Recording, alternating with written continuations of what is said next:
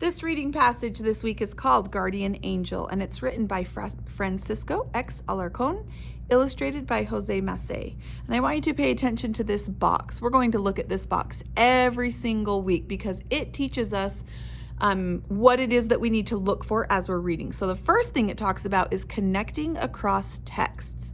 Read a poem about another person who shows kindness. So we're going to read a poem today about somebody who shows kindness. And as we're reading, I want you to think about the story that we read last week called Those Shoes. And I want you to compare the character in this story, one of the characters in this story, with the character from last week's reading. And we're going to make a text-to-text connection. Also, we're going to pay attention to the genre. I will talk about the genre every single week. And this week it's poetry or a poem. Poems use colorful language to tell about ideas. So I'm going to let you do a picture walk, and then we're going to talk about a few of our keywords. There's the picture. And then if I turn the page, there's the next picture. And this week's reading is very, very short. So as we're reading through, I'm going to point out down here where it says in other words. I'm going to stop in this reading and tell you what those things mean. We'll answer the questions in the second reading, okay?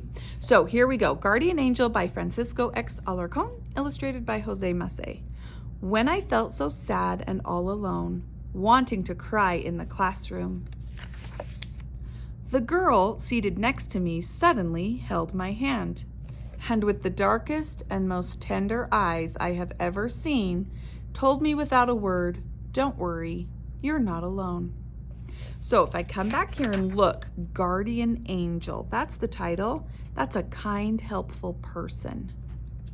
If I come over here and I look at the word suddenly, the word suddenly is right here, but down here it tells me suddenly means quickly. Okay, over here, most tender. So, and with the darkest and most tender eyes means the kindest eyes. Without a word, without talking. So she didn't really say it. Don't worry means do not feel sad. You're not alone. And that is the end of our first reading.